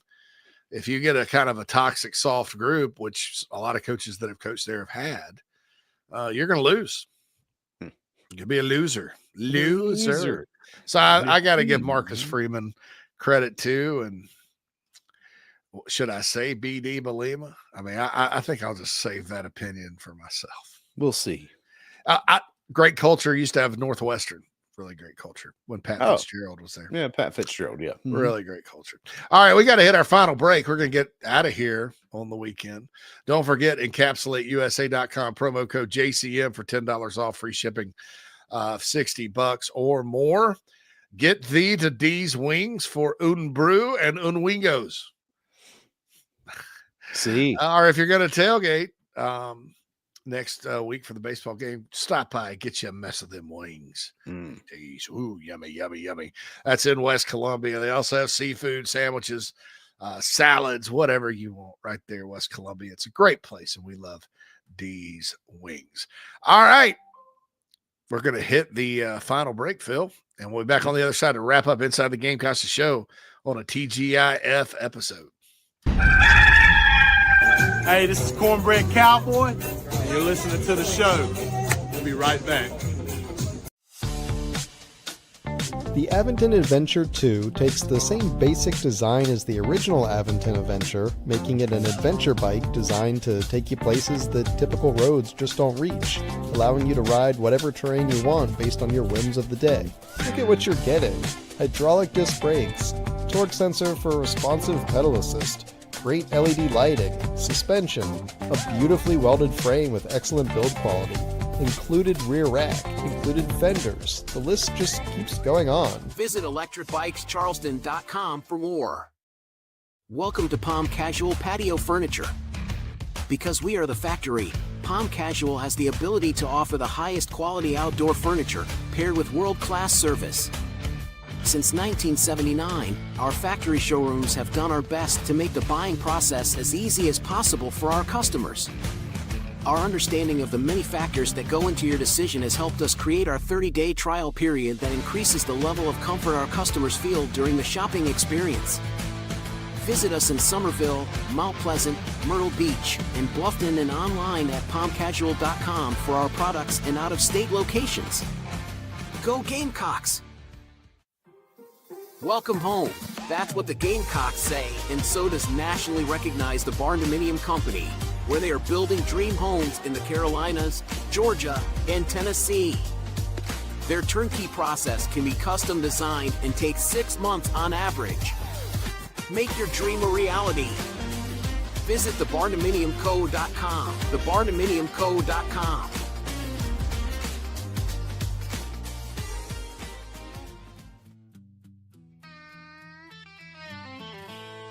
Welcome back, everybody, inside the Gamecocks The Show. Final segment on a Friday. Man, I'm glad it's Friday today, JC. Yeah. I feel like I've given it a good effort. Yeah, right. Except for yesterday. A good week. By the way, I apologize to our audience out here. I mentioned it on coffee today. I issue with my mother-in-law. I'm fine. Some of you reached out and asked about me and said, I'm fine. Just got an elderly mother-in-law, and we had some black ice up here, Phil, like the ice that you don't see. Yeah. I decided to take Nat to work yesterday, and almost slipped and busted my behind. You couldn't see it. It was weird. It was just weird. Yes. I mean, normally it'll snow but it was like there was no snow on the ground, nothing, and then like sheets of ice. So it was just kind of strange. However, we got through all that, and it just came up. But I've been on a winning streak with the show and everything else. No, I hadn't had anything come up in a while, and it was crazy because I was like, I think about Wednesday, I was thinking that I hadn't had anything come up in a while. Unbelievable. Man, I know. Rust Boy in the Nana Sports chat box says Dylan Stewart's a star in radio right now. The duo of Sellers and Stewart are up there star-wise as the duo with any team in the country. Behind Arch and Simmons, because Arch, Smith, Downs are huge, but who else? No, I think South Carolina's got one of the best quarterbacks, if not the best. Yeah. One of the best defensive ends in America. I mean, look, dude, Auburn won a national championship in 2010, and they had the best quarterback and the best defensive tackle in Nick Fairley. Yeah. And that was kind of it. It's a decent recipe to put you at the top. Yeah, the rest of those guys were good, But I don't know. It's going to be fun to watch Lenore Sellers play next year.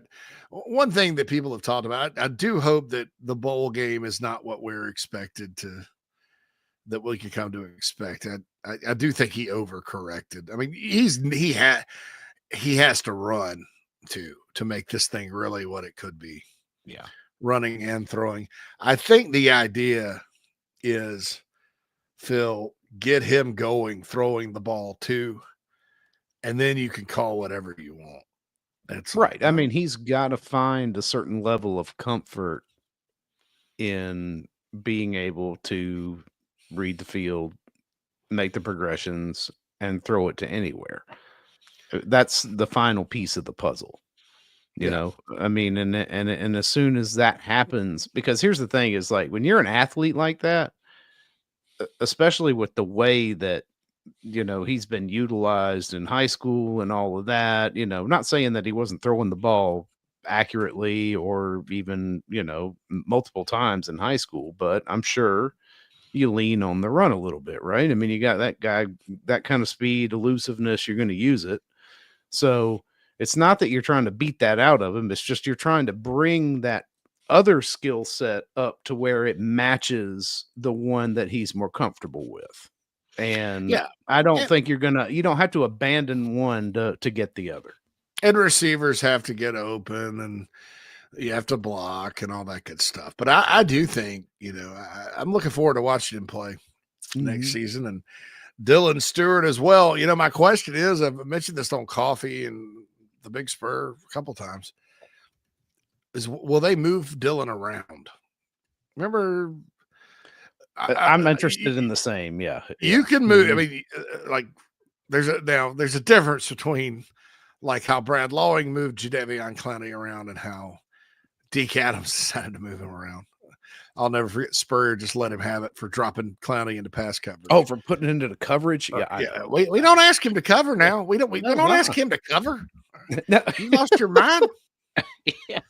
He's moving from one side to the other, but Yeah, I mean, and I could see Dylan just based on in high school they did that with him. I could see him coming right through the A gap sometimes. I mean, it's I'm curious to see if they do that.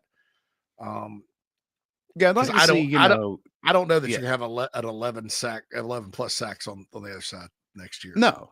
No, not unless somebody emerges and overperforms expectations, I mean, but of course, hey, that's kind of what Kennard did.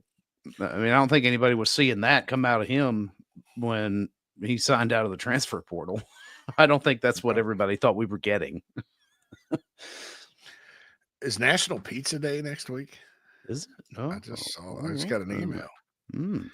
But yeah, so I'm curious to see. I mean, that's one way to counteract it. I don't necessarily see them just telling Dylan to live with triple teams next year, and that's what he was doing. I mean, look, gosh, I don't know if it belongs on the stupid list. It was one of the comments on social media where somebody was like, the only reason Dylan Stewart was good this year was because of Kyle Kennard. I'm like, no. This is taking nothing away. How about no? How about no? Taking nothing away from Kyle Kennard, right? And he is good. But nobody was sitting there triple teaming Kyle Kennard.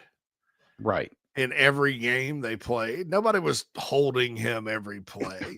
Yeah, that's Nobody right. was His jersey wasn't about stretched Kyle as Kennard. far I mean, as some of the other guys. that sounds crazy field. with a guy that has however many sacks, 11 and a half sacks. We're not worried about that guy so much as the 6. And 6 was like, because you can't block him unless you hold him or something. Yeah. I mean, you can't. I mean, the guy's got he's too quick off the line of scrimmage. That's why, like standing him up, Phil, and shooting him in gaps. Mm. I mean, that could be, you see it in the NFL all the time. Yeah, I like that, like the little NFL stunt move where you're lined up on the outside and then you're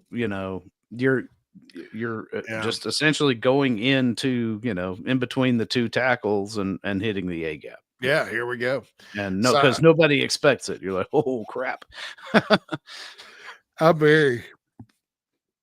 Gosh, why did I yawn?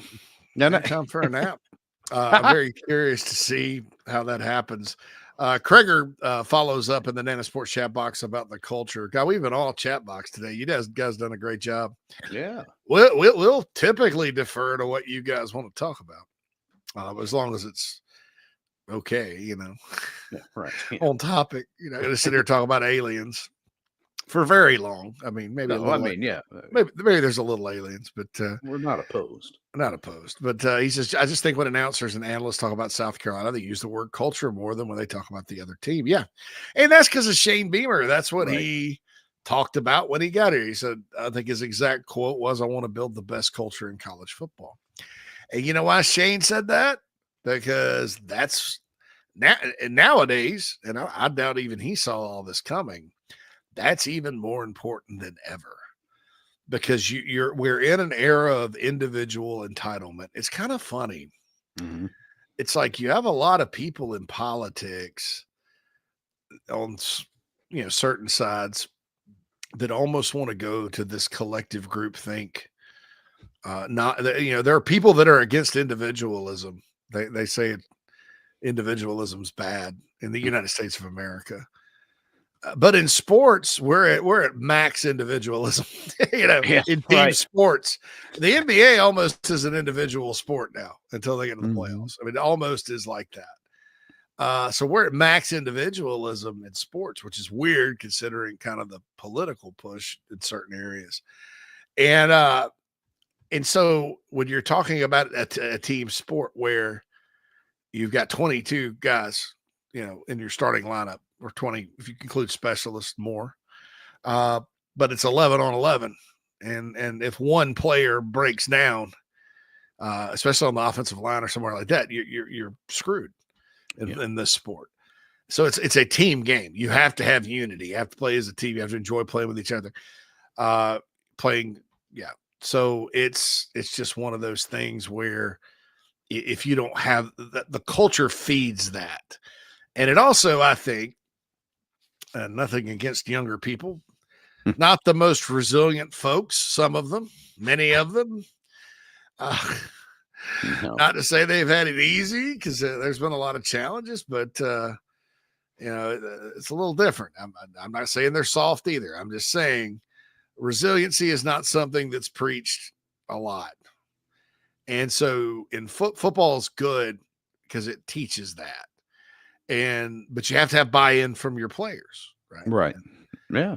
And they're not, they're maximum individualism, not a lot of resiliency. So it's easy when you're winning to get everybody to buy in. Yeah, bro, everybody loves you. Blah.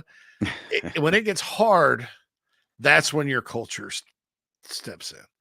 And I think that's what Beamer and Day and everybody, they've had some very realistic approaches, because sometimes you think culture, you think sunshine, rainbows.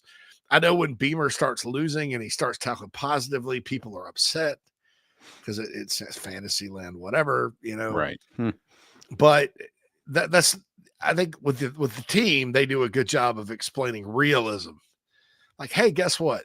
You may lose a game this year, but it's not about that. It's about how you move forward. Or, hey, guess what? This play, it all kind of funnels back to Nick Saban's process.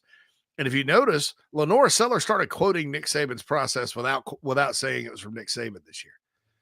Well, what's the key to your success? Just forget about the last play and play the next one.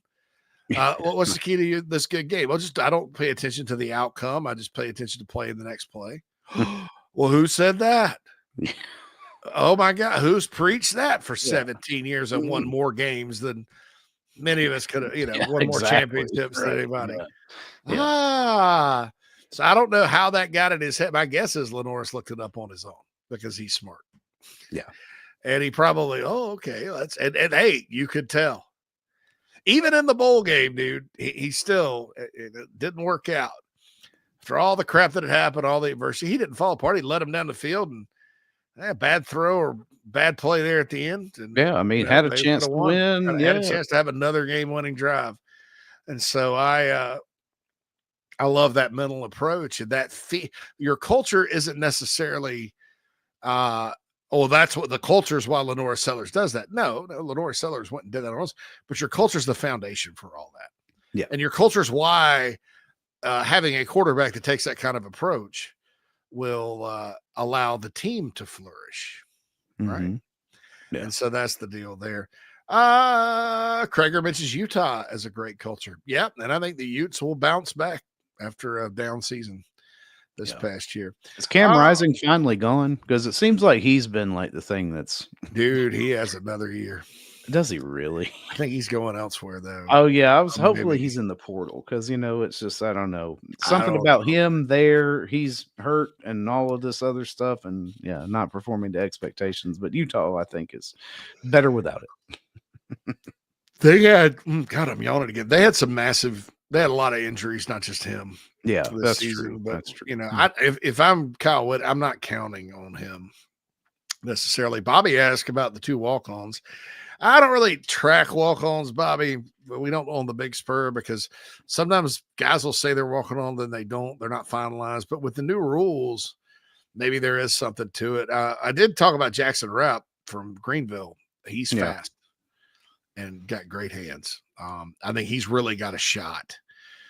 He would have probably been a guy that is squeezed in on a scholarship had they not recruited so many stud receivers, and then he got hurt this year. The kid from Porter Goud is, I don't know if he's going to be a running back. He's listed as an athlete. Maybe they do put him at running back because of numbers. He's 6'1", 180. Tony Brown is his name. We'll see. We'll see what happens with him. Good athlete. That's the kind of guy you want to take as a walk-on. I don't know what's going to happen with the walk-on program, Phil, with all that. So Gamecocks play basketball tomorrow. Oh, man. Listen, you got a shot, because look, Coach Paris has had Kentucky's number. But this is what I brought up to JB earlier today. I was like, is it that Coach Lamont has Kentucky's number, or does he have Coach Cal's number? So Or we'll find out. Or there's another coach that coached here, Phil, that got off to a really good start against Kentucky. Yes. From his hometown, and his name was Darren H. Horn. Right. I don't remember what his middle initial, Darren J. Horn or whatever, but yeah. he man.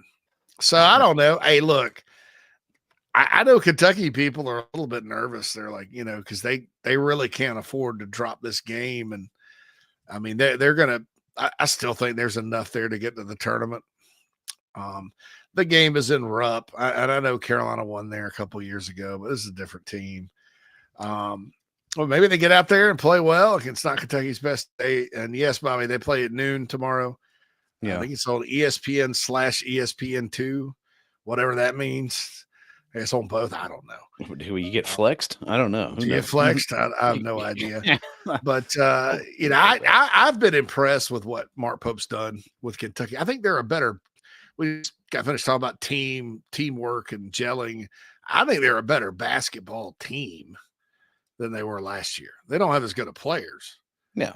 But I think they're a better basketball team. Well, it's not just an assemblage of talented dudes, right? It's a team. Yeah. Is the way they've been playing. And he's a good coach. I think. He's a good coach. Yeah. But they're, they've dropped 4 out of the last 5. So maybe you're catching them in a mentally trying time, and you jump out on them early and some shots start to fall. Then maybe you win a 4-point game. Maybe so. Good Lord. Anyway, we're gonna wrap it up right there. Phil, hit the music. Yeah, man. Let's because the Nana's Porch chat box conversation's hilarious, and I'm just gonna start laughing. Bobby's great. Bobby goes, "Oh, but must we play tomorrow?" Yeah, that's right. And Krieger responds, "We are winning, Bobby. We're winning. We're winning." I know Bobby watches basketball, man, and God, just been heart ripped out like the rest of us. It's tough to watch when you know what the outcome's going to be, no matter how good or bad. But I'll turn it on because it's Gamecock basketball. They've been off all week. I've missed these guys.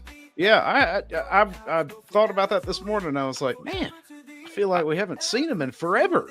Oh, there's a Titanic women's game on Sunday, though. Oh, yeah. At Texas. Mm-hmm. That's a top 4 matchup. Yeah, that's a top 4 matchup. I think it's on ESPN, but it's in Austin. Gamecocks beat Texas 67-50 in Columbia, but they got to go out to the whatever their arena is called. Is it still the Frank Irwin Event Center that they play in? Oh, I don't know. Texas? I'm not sure. I don't know. I think how long until McConaughey gets a building named after him? It's a McConaughey. All right. It's the all right. They're gonna go beat South Carolina on Monday. All right, Longhorns. Yeah, it's a little bit of women's basketball. Yeah. Oh man, that just hit me. Like Dina's gonna demand to go to Williams-Brice the first time Texas comes to South Carolina. Oh, I'm going. Yeah, I got just in the off chance that you run into him tailgating. Yeah, I've never been to South Carolina before. There's these cockabooses. Yeah, I love Matthew McConaughey. I don't care if anybody likes him. I do too, man. I've always liked him. Yeah. Always thought he's good. All right, for Phil Mullinax, this is JT Shurburtt. I'll be back with coffee Monday morning. It could be pre-taped. So maybe go to a Super Bowl party, but I'll have an interesting topic to throw out there. Then we'll be back later that day with the show. We certainly appreciate all of our sponsors, VIP members of Club Chief that are in the Nana Sports chat box. All you out there that listen on podcast and on YouTube and all that, hit that subscribe button on YouTube for us. We need more of you to do that. That's not the paid. That's not the paid membership. It's just the boop, like it, subscribe, whatever. That helps us. It helps get the word to more Gamecocks and more fans of other schools about this show and our other shows here at Chief Sports South Carolina. All right, folks. Phil, take us out of here, buddy. That's right.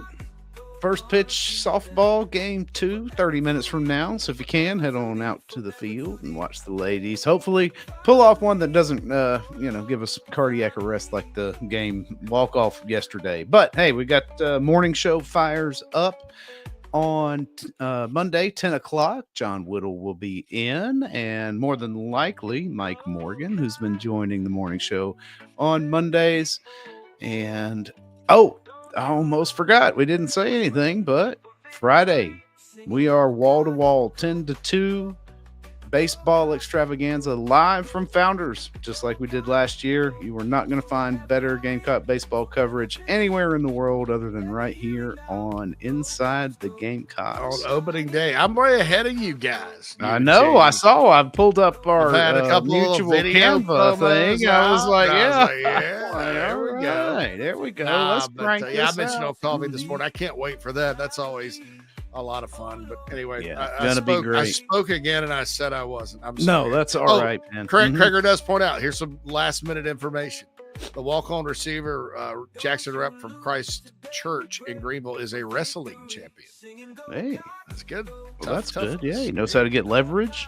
That's nice. Yeah, you take that as a receiver. Yeah. Yep. And to be good at blocking, I would imagine, which is very important. Oh, yeah. Yeah. But listen, I'm Mad Dog. He's JC. Thank you, everybody, for listening, and hope you all have a great and wonderful weekend. Try not to overindulge too much for the Super Bowl, but we will see you on Monday.